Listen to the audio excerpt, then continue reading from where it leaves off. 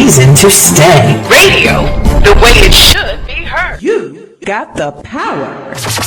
The views and opinions expressed are those of the host and guest and not necessarily those of TalkTainmentRadio.com, the management, the staff, or K&E World Network, LLC.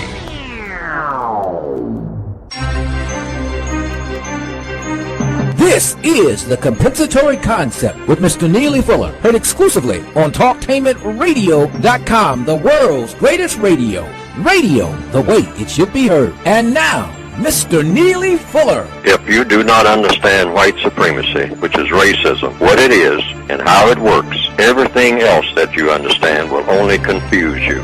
Only confuse you. Only confuse you. Good morning and welcome to TalkTainmentRadio.com, the world's greatest radio, and you are in touch with The Compensatory Concept with Mr. Neely Fuller Jr. I am your co-host, Mr. Bobby. Thank you again for tuning in and listening. If you would like to be in contact with the show, you may do so by calling 1-877-932-9766, and you can address your questions or comments to Mr. Fuller, and he will do his best to address your concerns. And you can also Gmail me at 7mrbobby@gmail.com, and then I will try to read them. I can vet them as much as I possibly can if the show and the time permits it. But make those comments sure and sweet and to the point, so we can get more callers in. A couple of things, Mr. Fuller. I have gotten some communications from people across the globe and basically in Europe, and they want to know from you what is the latest information on your book. They want to get it. They're having difficulty getting it. That is the United Independent Compensatory Code System Concept by Mr. Neely Fuller Jr., and they wanted to know what is the updated, latest information that they can get from you concerning your book. Well, right now, we don't have an arrangement for sending overseas. We do try to do it, on a piecemeal basis every now and then, but actually, we don't have any setup that is really viable, that is really efficient, and it's not cost-effective to the person who is trying to get the book. Mm-hmm. So I don't have any information on that now. When I get the information, I will put it on the internet through TalkTainment and whatnot, and through ProduceJustice.com. I will have something about that on the website, ProduceJustice.com. That's right. But up until then, I have no way of getting these books overseas. I'm trying to figure every way that I can to get them so that I can go to Denmark and the places like the Netherlands, yes, England, France, Canada, etc. Yes, and I have gotten letters from those people from those countries that you have mentioned, and I get the feeling from the amount of communications that I've received from them that they are really hungry, for this information. Very hungry. Matter of fact, I was quite surprised at the volume and the earnest that they have to receive this information. So there you have it, my friends who contacted me. You heard it from the man himself. They're working on that, trying to get it together. It's not cost effective right now. I know one person did mention that it cost him over $100. He did receive the book, but he had to go through a whole lot of channels to do that. And I know you don't want anybody to pay $100, for this book. Absolutely not. Okay. Let me introduce to some and present to others Mr. Neely Fuller Jr. He is the author of a dynamic book, which we've been talking about, and it is called the United Independent Compensatory Code System Concept.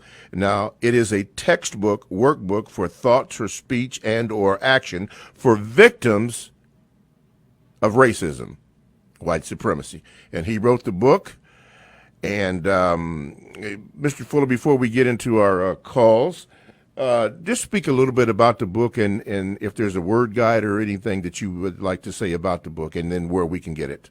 Well, you can get the book by going to producejustice.com. That's producejustice.com. And it's a textbook workbook for thought, speech, and or action for victims of white supremacy.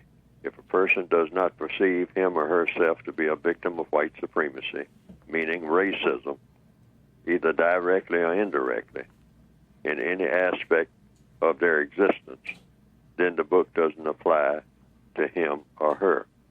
And the book is segmented into 9 areas of activity: economics, education, entertainment, labor, law, politics, religion, sex, and war. And that just about covers anything that anybody's engaged in, any time of day or night, anywhere on the planet. Because the system of racism, in the form of what we call loosely white supremacy, is the dominant political and religious system throughout the entire world. It affects everybody one way or another. Either people are engaged in racism, that is, if you're white, or you're reacting to someone who is. And that would include all of the non-white people of the planet, every minute of every day, because that's the dominant government of the entire world. It's not called that. You have all kinds of people who say that, well, we have systems of, communism, you have systems of socialism, you have systems of capitalism, you have systems of all kinds of different religions and whatnot. There is no system that affects people that's more powerful than the system of white supremacy, sometimes called racism. It is the dominant political and religious system on the entire planet, and you cannot solve any major problem. This is the hypothesis. It's either true or false. You cannot solve any major problem among the people of the planet. That is, all these religious disputes and whatnot, you're not going to solve any of them unless you first make a priority solving this thing loosely called the race problem. People have seminars on it. They have schools and institutions set up. They have commissions set up, and they study it, and they go back and forth, and they give all kinds of statistics and details, and then they throw up their hands exhausted and say, we'll get back to it later.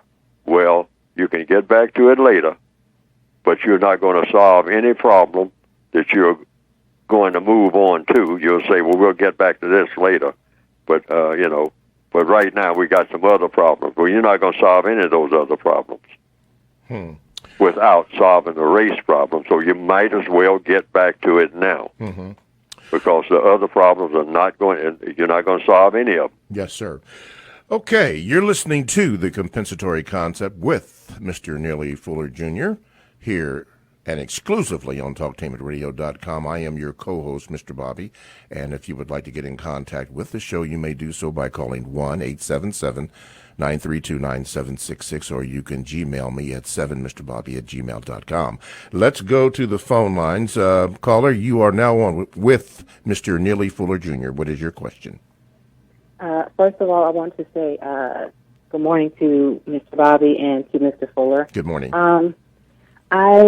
I wanted to say that I've been married for almost 12 years, and I'm a black woman. For years, I knew I didn't want to have kids because I didn't want to have any kids of mine subjected to this system of racism that we live in. But, my family and friends always told me I overthink things, and I was just thinking way too hard. So now here I have 2 young daughters. They're very young.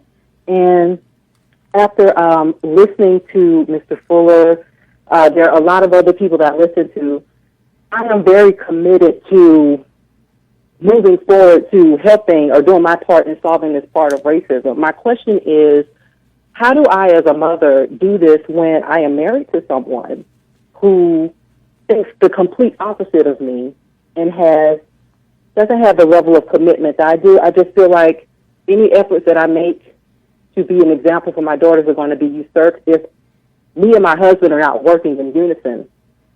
Can Mr. Fuller speak to that at all? Mr. Fuller, you care to Yes, address well, that? it's a long question, so if I understand the epicenter of the question, it's that how do you deal with racism when you're around people who are not interested? I think that's Yes, the sir. gist of it. Is that it? Yes, sir. It's within my own house. Okay, fine. Well, that's to be expected. I mean, everybody runs from the problem of race. Nobody wants to be bothered with it. Black people don't want to be bothered with it. White people don't want to be bothered with it. But it is the dominant system on the planet. It's the elephant in the room that nobody wants to admit that the elephant has taken up all the room. And they're trying to do other things all around the elephant. And they're stumbling and fumbling and tripping over things because there's not enough room left with that big elephant sitting in the room for them to get anything done. So, how do you best address it when people are committed to trying to do their very best to run away from any discussion about it? Because if you discuss it, it means you got to deal with it. And nobody seems to you either don't know how to deal with it, and most people apparently don't, and most of the people on the planet are dark, or they don't want to deal with it. The people who know how to solve the race problem are not interested in solving it. The people who know how, that would be the white supremacists. And the rest of the people are just stumbling and fumbling, trying to figure out a way to get around it. And there's no way to do that. So, what do you do on an individual basis under one roof when people are not interested? What you do is take an interest. This is the codified procedure. This is what I write about. Oh, so you're not interested in talking about racism? I will not talk about it. So there's no point in talking to somebody about anything when the person has said, look, I don't want to talk about this, okay? I don't want to talk about this. Talk about something else. Okay, so you say, all right, you go with talking about something else. But I just finished saying the race problem dominates everything. So all you have to do is wait. You say, okay, let's talk about the something else that you want to talk about. So the person begins to talk about that something else. And then, if you talk long enough, you will find the something else that they're talking about is going to run right into the race problem. That daughter, that son is going to say, I don't want to talk about that. Then he goes out and starts looking for a job. Then he comes in and he sits down and says, Mama, I can't find no job. Well, question, why is it you can't find a job? Well, they say, come back later. Well, why do they say come back later? Well, I don't know. Well, could you find out why they keep saying come back later?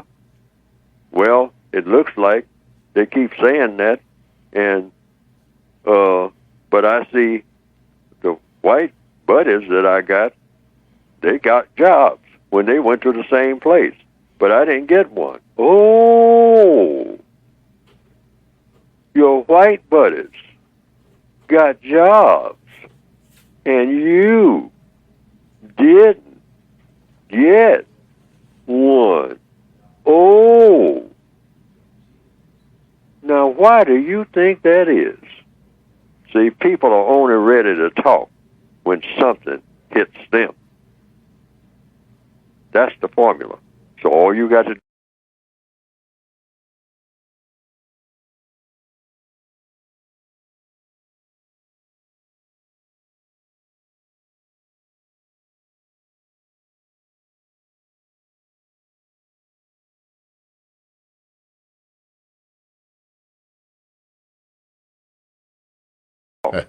all right. All righty. All right, my sister, did that help you out? Oh, she's gone? Okay. No, I'm sorry. Okay. No, I'm still here. My daughters are talking. I didn't want to disturb the show. Okay, I see. Okay. Well, all you have to do is wait. It eventually, like cream, will rise to the top, and you can begin to deal with it as the suggestions that Mr. Fuller gave you there. Thank you very much for your call. Thank you. Okay. You are listening to The Compensatory Concept with Mr. Neely Fuller Jr., heard exclusively on TalkTameItRadio.com. That is radio the way it should be heard. I am your co-host, Mr. Bobby. And if you'd like to get in contact with the show, you may do so by calling 1-877-932-9766, or you can call me, or rather email me, Gmail me at 7mrbobby@gmail.com. Before we take the next call, a question had come up about funding for the second hour of the compensatory concept with Mr. Neely Fuller Jr., and we did address a little bit of that last week. Ed, did you find out with the donations part of the proposal, how is that going, or what was said or not said, or where is that at? Okay, we're still working on that. I got the word from Ed, trying to construct a situation so that the show can be produced and paid for. But keep this in mind, Mr. Fuller does not accept donations. So do not send any money to Mr. Fuller. He will tell you that. In fact, he has said that he does not accept donations. If it is set up, you will have to send it here, kind of like what PBS does. You will have to send the donations here, and then we will go. But don't do it yet, because it's in the process of how it can be worked out. So just hold off on that, and we will see. And then maybe a little commercial could say possibly the funding of the second hour of the compensatory concept with Mr. Neely Fuller Jr. is sponsored by donations from so-and-so.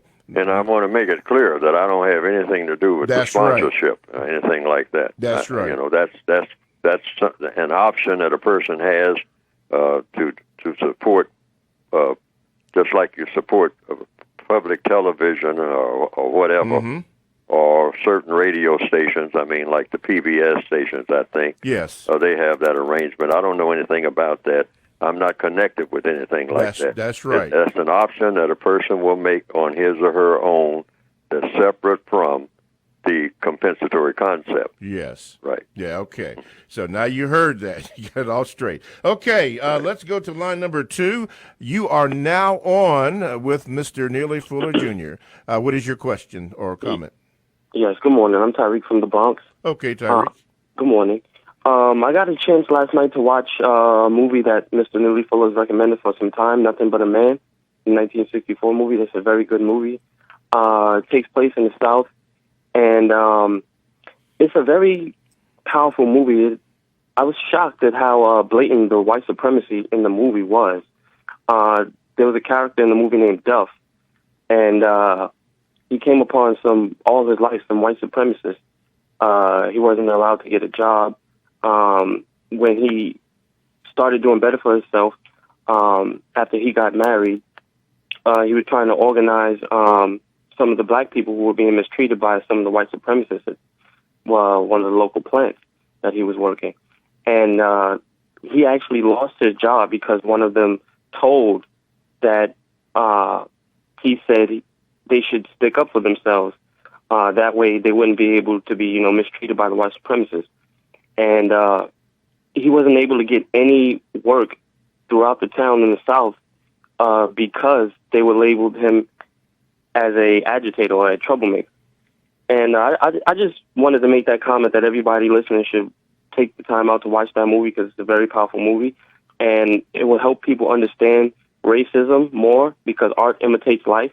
And I've been watching a series of documentaries over the past week predicated upon the South and how they feel. And their attitude towards white supremacy and racism is more blatant than the North, mainly because of slavery. Mm-hmm. Now, the North, it is blatant at times, but they like to hide it in, scientific and genetic and a whole bunch of other things to confuse you, where the South, they just say raw, anything that comes to mind, mm-hmm.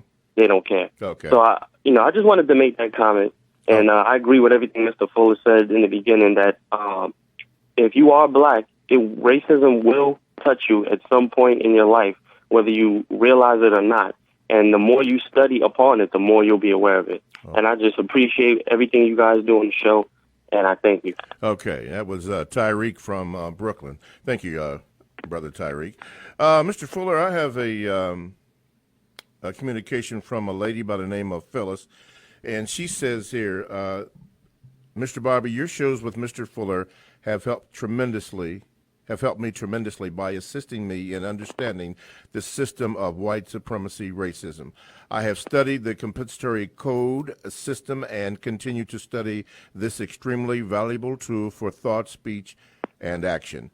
Mr. Bobby, I came across a video on YouTube, and I was wondering if you would watch it and share this information with Mr. Fuller so that he would address it in one of your future shows. I believe it will assist many of the listeners in understanding the roots of racism and white supremacy. The documentary can be found on YouTube, and it's called Human Zoos. The professor's name is Susan Williams, a professor in European history, I think at Grand Rapids Community College, I think in Michigan. A must-see if you haven't seen it. Racism is even more diabolical than its own reality. Phyllis, Mr. Fuller, I did watch the documentary, Human Zoos. I know for myself, I don't particularly like zoos. But what I got out of it, Mr. Fuller, is that that the concepts of zoos, which tend to lend itself toward amusements for other people, for a paid fee, somebody constructs some, I don't know what you would call it, maybe a forerunner to the prisons, I don't know, but a prison for animals. But in this particular video, they used to, and I don't know if they still do in other places, but they had human beings caged up or in an enclosure, and people would pay to watch these people and make comments and whatever have you, just like you would go watch the animals. And they weren't given any money for this. They claimed that their pay for the room and the board in the enclosure was their pay, and they paid them in food.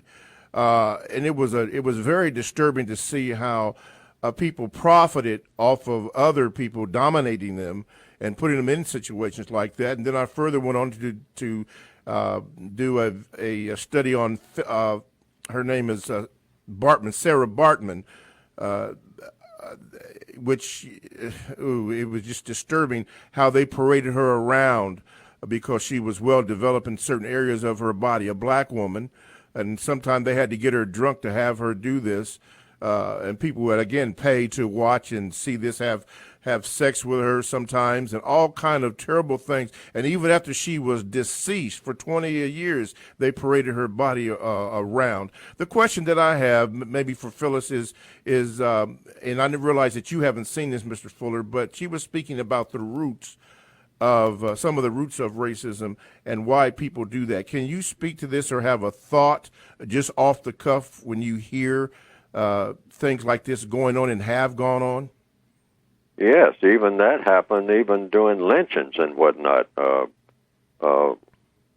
White supremacists would get picnic baskets and put bow ribbons in their children's hair and all like that. And we're going through the Negro lynching today. They're going to have a Negro lynching today over on the mountain, over on, they'll give the name of the valley or the mountain or whatnot, or the site or location or whatnot, just like you're going to the circus. Mm-hmm. And they're going to burn a Negro today. I mean, hey, set him afire. And everybody's going to applaud. And this actually happened, and not very long ago, on a wholesale basis, right here in this area of the world. So this is not unusual. And so I've heard of the case of Miss Baartman. People can look it up and whatnot. Yes. I haven't looked at the details of it, but I'm saying that is quite a very, very, very over-the-top fascinating story. Yes. Miss Baartman of South Africa. Yes. She's a black lady. Yes. Nelson Mandela commented on it at her funeral. In no uncertain terms. Here's a black lady that was supposed to be, what you might call over-the-top sexually endowed. Yes. Large behind or something like that. Right. Large vagina. Yes. And they would strip off her clothes, and everybody would come from everywhere to watch her, perform all kinds of this, that, and the other. That was derogatory. Yeah, pay to watch it. Yes. And this was considered just normal entertainment. Yes. Okay? But this is nothing new. This is all a part of racism. I mean, all a part of racism is about mistreatment and figuring out ways to come up, trying to sit on a porch sipping mint julep, thinking of newer and better ways to make racism more entertaining to the masters of racism, to the people that put it together. This has always been. Yes. And it's continuing. Yes. It's the same basic format. It's about grandiose mistreatment of people based on color. That's what racism is. Right. So no one should ever be surprised that anything happens along that line. Yes. Turn the Negro loose. Let him run a few paces. And then shoot him in the back. Right. That's entertainment. For them. And I understand that part of the, as you mentioned, entertainment for them was getting these people drunk or messed up and having them perform sex acts with animals. And people would pay to watch and see things like that. And you were in the service back then, and I didn't get a chance to speak with my father about this, but there was a myth out that black men had tails. Do you remember anything about that? Oh, sure. That's been around forever. All right. Anybody who has ever been overseas, particularly during World War II, and started in World War I. The rumor was always that, hey, stay away from those black people, those black creatures that look like people, and they're in uniform. But if they take off your clothes, they got tails. Because really they're animals. They just look like people on the surface. They look like they might be similar to people. But if they got dark skin, these are animals. Stay away from them. That's what the white soldiers would tell the populations in places like France and Belgium and places like that. And many a person that went through that will tell you that when they go to a house of prostitution, or if they had girlfriends, one of the things that the people in other parts of the world would ask them, well, are you going to show me your tail? They would ask them that. Right. I talked to fellows who had that experience, and they'd say, what are you talking about? They say, well, the other soldiers say that you have tails. If chocolate soldier has tails, I don't, really, I didn't find that very amusing. I found it very degrading, but I understand where Phyllis was coming from when you display. And again, I say I have problems even now thinking about even going to a zoo, because I realized that the concept was for entertainment, which is one of the codes that have been mentioned, and people would pay to watch this. And I remember as a young lad, when we would have the fairs here, they would have the bearded woman or the man who had this or three hits, and you would go into a certain area, pay to see stuff like that. I never did. It kind of frightened me. But when I heard the story that many of our black soldiers were, supposedly had this tail, and people would actually check and see that, you would wonder where all this originated from. And well, when you consider, absolutely, that you had laws that said that if you were a black person, you really weren't a person. Right. You were part of a person. And the other part might be anything. Monkey, animal, alligator, whatever. Right. Yeah. Right. Which I did a little study on that 3/5 deal, but we'll deal with that one another time. And which is why I don't like the word picnic, if you know what I mean. TalkTimeAtRadio.com. Check us out on WCRS FM 98.3 Wednesday and Sunday evening. Blogs and podcasts are available. Download TalkTimeAtRadio.com app to your cell or tablet, which I have. We go where you go. Radio the way it should be heard. Coming up next, we'll have more of your calls and more emails or Gmails here on the Compensatory Concept with Mr. Neely Fuller on TalkTimeAtRadio.com.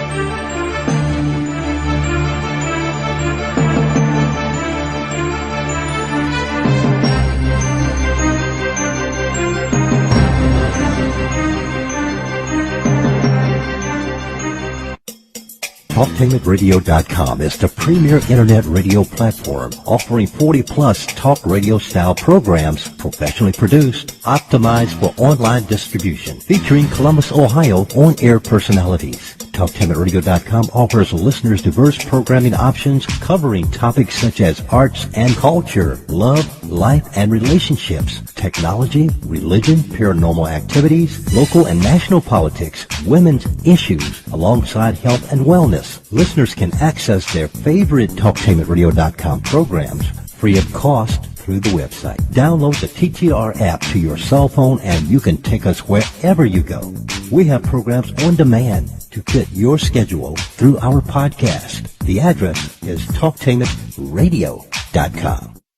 If you're looking for quality hair products at affordable prices, then you need to check out Impress Beauty, located at 3608 East Main Street in Whitehall, Ohio. Human hair is buy one, get one free. And I'm talking about Brazilian, Indian, and Malaysian hair. That's right. Buy one, get one free. And they have one of the largest supplies of wigs that I've ever seen at affordable prices. Impress Beauty is located at 3608 East Main Street, right across from Walmart on Main Street in the shopping mall near Deals and Catco. And when you go there, don't forget to check out the new shipment of boots and clothes. Hey guys, let's play some video games. This new dad plays video games with his sons, but the challenge feels like he's lifting a metric ton. So many buttons. His avatar just stares at the walls, twists and turns and somehow falls. Help me! He's tangled up in the controller's cords. I just don't understand this crazy digital world. Crazy, crazy digital world. Heroes and worlds. But the love from his kids is totally apparent. Ooh. See, you don't have to be perfect to be the perfect parent. You should have just played catch. You don't have to be perfect to be a perfect parent. Thousands of siblings in foster care will take you just as you are. For more information on how you can adopt, visit adoptuskids.org. A public service announcement from the U.S. Department of Health and Human Services, Adopt U.S. Kids, and the Ad Council. Sorry, your call cannot be connected due to an emergency. Sorry, your call cannot be connected due to an emergency. Try reaching your family later. Sorry, your call cannot be connected due to an emergency. Try reaching your family later, or next time. Plan ahead. Make sure you know where to find your family in an emergency. Visit nyc.gov/ReadyNY or call 311. Brought to you by the New York City Office of Emergency Management and the Ad Council. I wish I was in school. I wish I was in school. Summer isn't fun when you're hungry. Give me a math quiz. I'll stay after class. I'll clean the chalkboard. I wish I was in school. If your child relies on free school lunches, we can help provide them with free meals this summer. Together, we're feeding America. Contact Food Bank of the Southern Tier at www.foodbankst.org. A message from Feeding America and the Ad Council. My suit can still make an impression. And my lamp can bring others a bright future. Because when I donate my stuff to Goodwill, it helps fund job placement and training for people right in my community. Goodwill. Donate stuff, create jobs. Find your nearest donation center at goodwill.org. Brought to you by Goodwill and the Ad Council. Hey, Dr. Phil here. You know, I help people solve difficult problems every day, but one problem has me stumped: childhood hunger. Nearly 16 million children in America struggle with it. Luckily, the Feeding America network of local food banks collects surplus food, giving hope to hungry children and their families. But they need your help. Join me in supporting Feeding America and your local food bank at feedingamerica.org. Brought to you by Feeding America and the Ad Council. The odds of becoming a signed artist and having 4 #1 albums. 1 in 100 million. The odds of going on to win 7 Grammy Awards. 1 in 1.4 million. The odds of this performer having a child diagnosed with autism. 1 in 68. I'm Toni Braxton, and I encourage you to learn more at autismspeaks.org/signs. Autism Speaks. It's time to listen. Brought to you by Autism Speaks and the Ad Council. The United Independent Compensatory Code System concept by Neely Fuller is considered as one of the substantial and basic books for understanding and effectively countering racism. Neely Fuller will turn upside down everything you've heard and everything you think you know about racism and how it works Call area code 202-484-5461. 202-484-5461. I think I'm entitled. You want answers. I want the truth. You can't handle the truth. I'm as mad as hell, and I'm not going to take this anymore. Go ahead. Make my day. You got the power. Okay, welcome back to a second slice of the action here on TalkTainmentRadio.com. You are listening to The Compensatory Concept with Mr. Neely Fuller Jr. I am your co-host, Mr. Bobby, and this is radio the way it should be heard. We've been talking about a variety of things on the show today. And one thing that we would like for you to do, if you don't have your copy, you need to get a copy of Mr. Fuller's book. It is entitled The United Independent Compensatory Code System Concept, a textbook workbook for thought, speech, and or action for victims of racism, which is white supremacy. And you need to get a copy of it to help you understand what's going on and what has been going on into your life. If you'd like to get in contact with the show, you may do so by calling 1-877-932-9766, or you can Gmail me at 7mrbobby@gmail.com, and I will try, if I have time, to read those to you. Okay, let's go to the phone lines. Okay, you are now on with Mr. Neely Fuller Jr. What is your question? Hello, you hear me, Mr. Bobby? I hear you fine, sir. All right, Mr. Fuller, Mr. Bobby, thank you all. I have a comment and a question. All right, so my comment, I just started reading the code book. It's very informative, very educational. I listen to the program a lot, and I'm learning so much. I'm grateful. My name is Sean. I live in Brooklyn. I'm in the fashion industry, and with the help of the code book, I'm able to see how race is playing a role in who gets hired, who doesn't get hired. And I really like Mr. Fuller's concept on stops and being productive, being constructive. So that's the comment part. I do have a question. Mr. Fuller says black people, they're children, so to speak, because they're dependent on white people.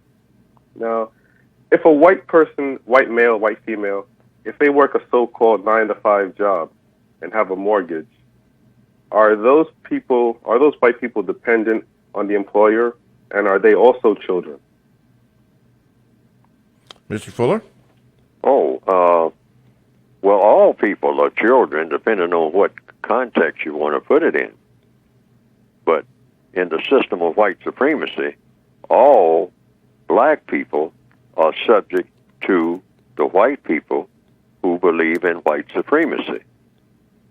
Now, the white people who are not white supremacists and who do not practice or participate in the system of white supremacy, they are not dominant over the non-white people, over black people. But all of the white people who believe in the system of white supremacy and or who participate in it, because if you believe in it, you got to be doing it. So you don't really believe in something that you're not really doing if it's possible for it to be done. So that comes down to which white people are practicing white supremacy. They know who they are. They definitely know who they are.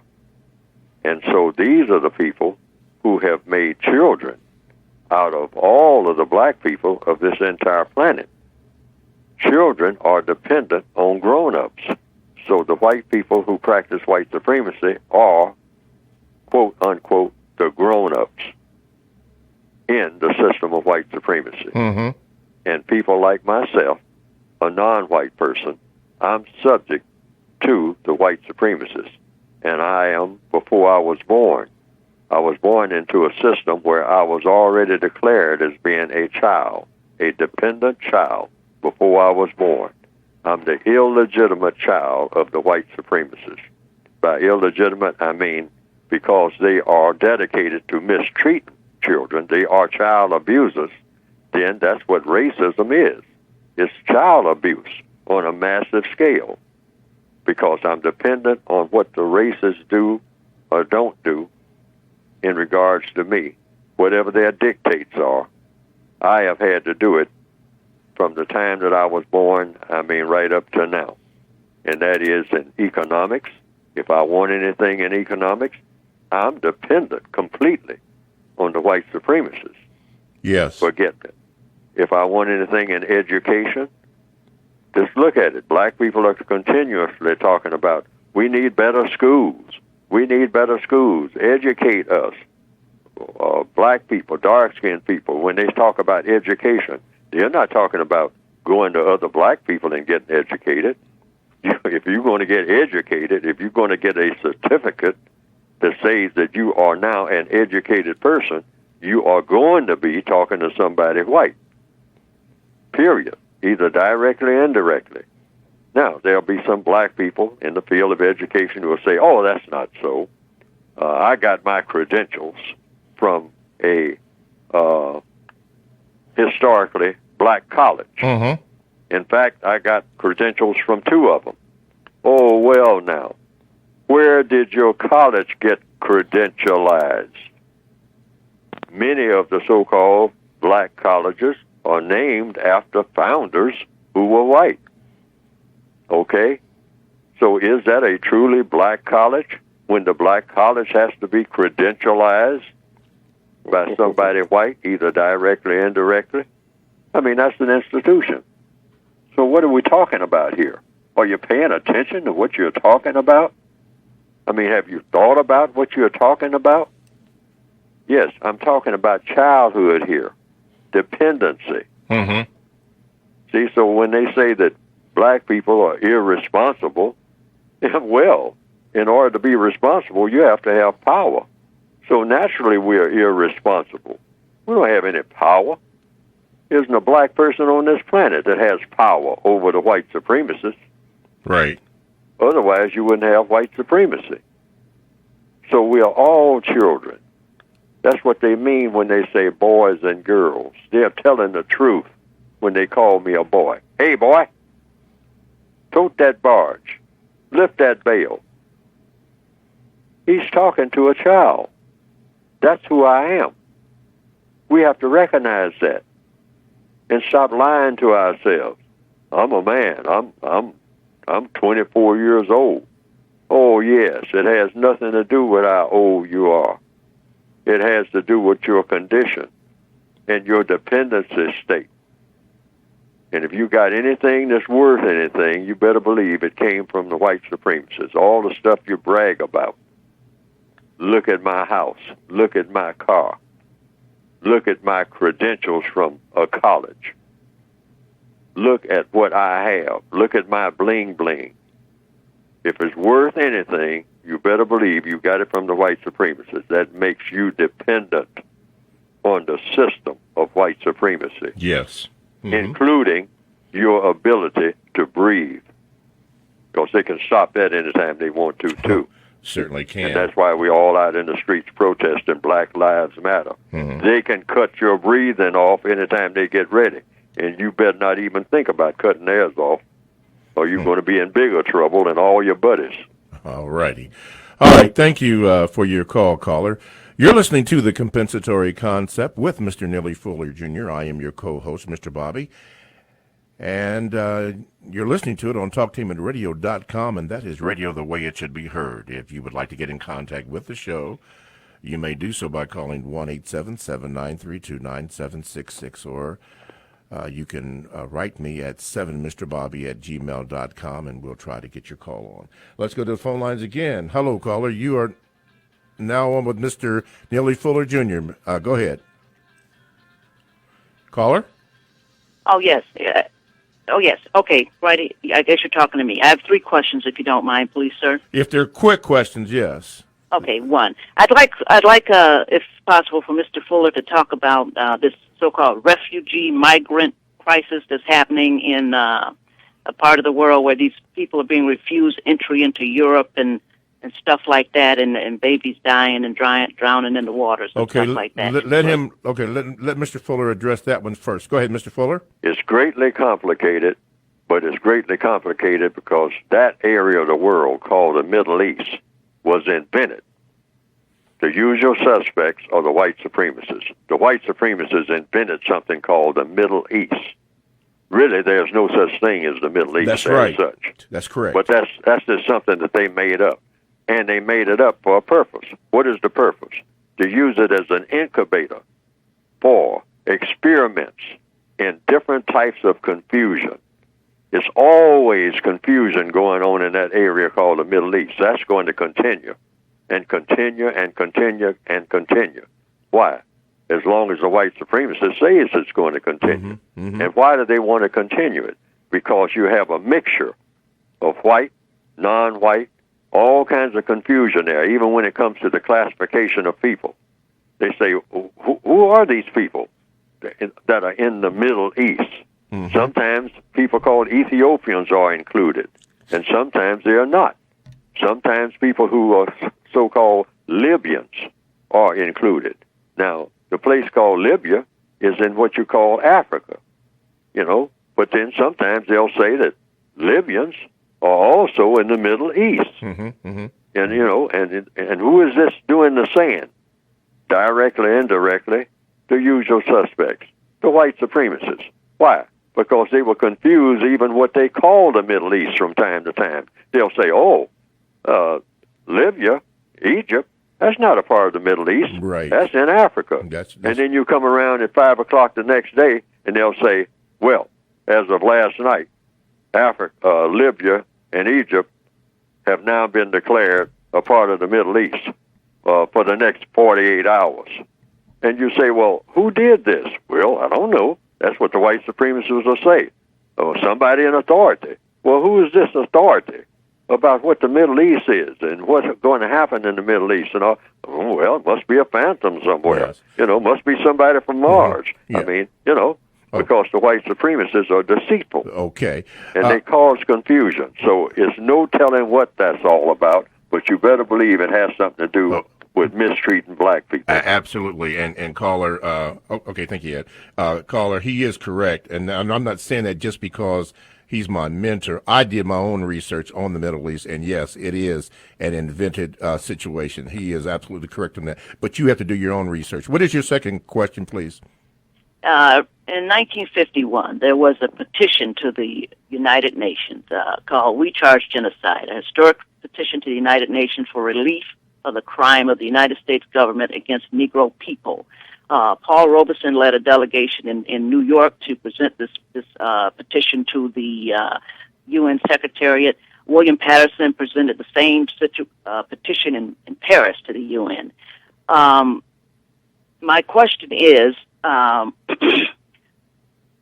well, I guess that the petition didn't do any good. I guess maybe I'm answering my own question because this so-called genocide is still happening to black people around the world. I guess I answered my own question on that. Okay, question number 3. Okay, the Pope coming to the United States of America. How does that support white supremacy or in the area of religion or what have? What is he here for? Okay, thank you for your question. Mr. Fuller? I have to answer that according to what the code requires me to do, and that is to say, to the extent that a white supremacist has something to do with it, it is to stabilize or help or support, or whatever words you want to use in front of the words white supremacy. It is to help support the system of white supremacy to the extent that a white supremacist has anything to do with it. And if any black people or any people of color are involved in it any kind of way or affected by it, you can assume that the white supremacists are the driving force behind it if it's going to affect any of the dark-skinned people of this entire planet. And that means that some dark-skinned people are going to get, one way or another, in one or more areas of activity, mistreated because the white supremacists don't do anything. If the white supremacists have anything to do with it, I'm not saying that they do, but the white supremacists will have something to do with it if it involves non-white people. Okay. So if you look at the television, if you see any non-white people anywhere around the Pope, you better believe the white supremacists have something to do with what that's all about. Okay. And it's going to result somewhere, either directly or indirectly, in some type of mistreatment of non-white people, regardless of what it looks like on the surface. When I was in television, they used to say, film at 11. Thank you for your call. Let's go to the phone lines. Line number 3. What is your call? What is your question for Mr. Neely Fuller Jr.? Yes, good morning. Good morning. Okay, so that is me. You know what? I'm just to extend a little bit what what the caller, the prior caller, just talked about with the migration of the people, because they're talking about the numbers of 11 million and more still trying to come or go, rather. And one thing that I remember watching a documentary on climate change, and what I saw was that that whole area in Europe is going to be underwater at some time.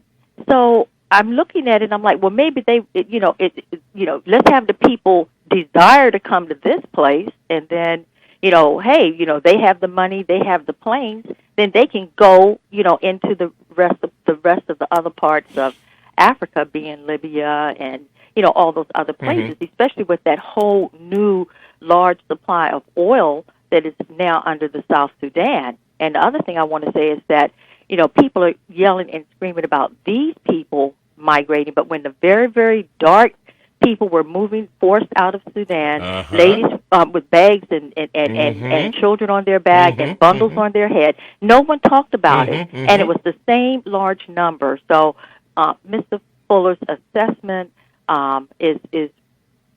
it always helps me to unpack and understand what I'm looking at way in advance, and I just want to thank Mr. Fuller. Okay, thank you for your call so much. Mr. Fuller, you want to comment on her comment about that? Well, there's such a thing called racial dislocation, and anytime black people have to move into a certain area, you better believe the white supremacists have a long-range plan, and sometimes they will say that we're trying to help you people, so we're going to move you here, or we're going to move you there, and they'll move you right in the path of Katrina. And that's what you'll be facing. It might take them years to get around to it, but here it comes. Here comes the flood. They knew it was coming. That's why they moved you there. Yep. They're always the usual suspects. So anytime they come offering you something, look out. Look out, especially when the facts are in that Katrina actually went east of New Orleans, and the Army Corps of Engineers, which you cannot sue, blew up the levees to flood the Ninth Ward and so forth to save the, the French quarters. Yeah, it was a conspiracy. That was all done by that HAARP thing, HAARP. That was my research on that. Okay, thank you for your call. Mr. Fuller, in our remaining moments, and we usually do this at the beginning of the program, but we're going to do it now. What is issues or things that have been pressing on your thoughts that you would like to get out or say? Okay, well, one thing I'd like to say is just a number of things. We've been talking about Black Lives Matter and whatnot, and law enforcement and all like that. So you want to always do something that works. So it's about the doing part, and I'm going to emphasize this. Rather than guesswork, just stop arguing with law enforcement officers when you're pulled over. Stop fighting and stop running. Don't argue, don't fight, don't run. Just get those three things in your head.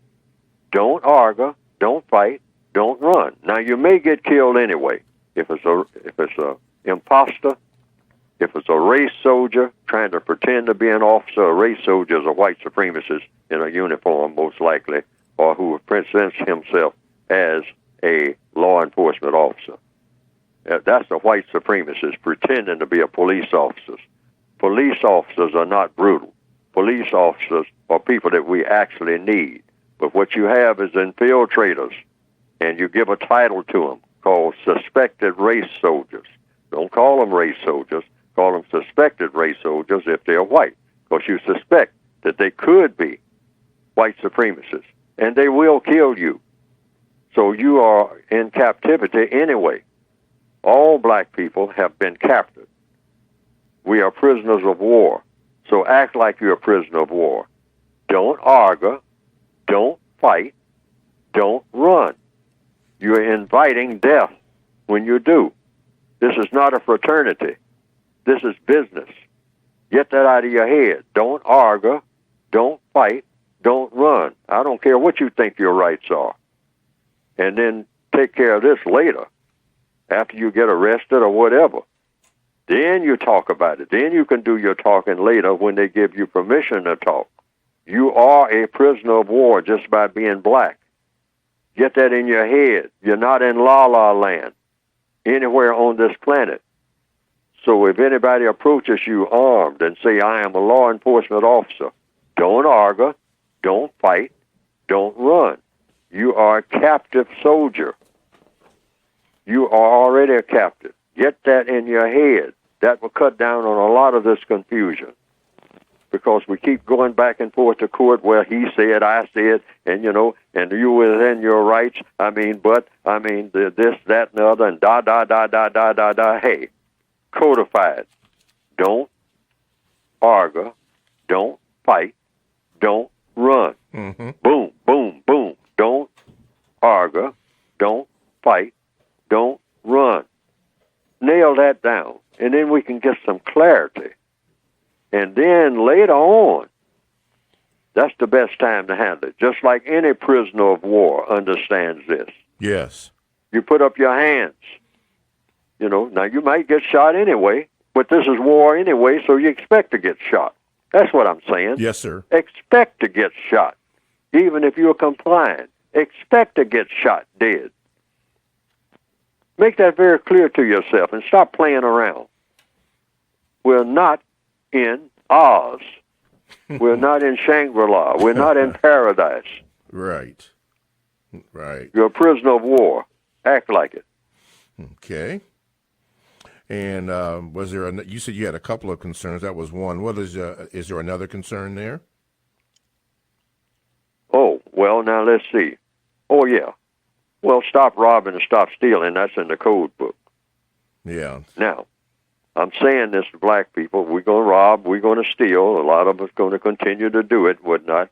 But I still say, stop robbing, stop stealing. What the preacher's been telling you this forever. Do nothing that you think may get you into greater confinement. You're already confined. Like I said, you're a prisoner of war just by being black. All right? But don't do anything that you think might get you locked up. And stop We got to get out of that. We got to get out of thinking that I got black skin, so automatically I'm supposed to be a thug. Get that mentality out of your head. Get it out of your head. Of course, by thug, you mean you're going to mostly do harm to black people. That's what thug means if you're black, if you tell the truth.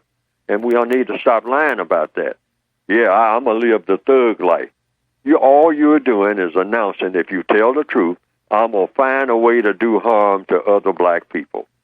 That's what being a thug means if you're black, if you tell the truth. Now, if you're not telling the truth, then say, what does being a thug mean? You explain it, since you say you want to live the thug life. What does it mean? Because all the evidence has shown me. I think the evidence shows that it means do harm to other black people.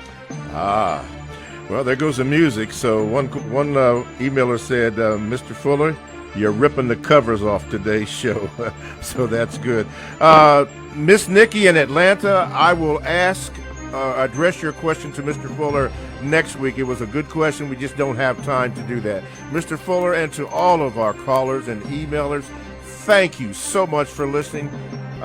This has been TalkTainmentRadio.com compensatory concept with Mr. Neely Fuller, with Mr. Co-host, Mr. Bobby. We'll see you next week. Thanks again for listening.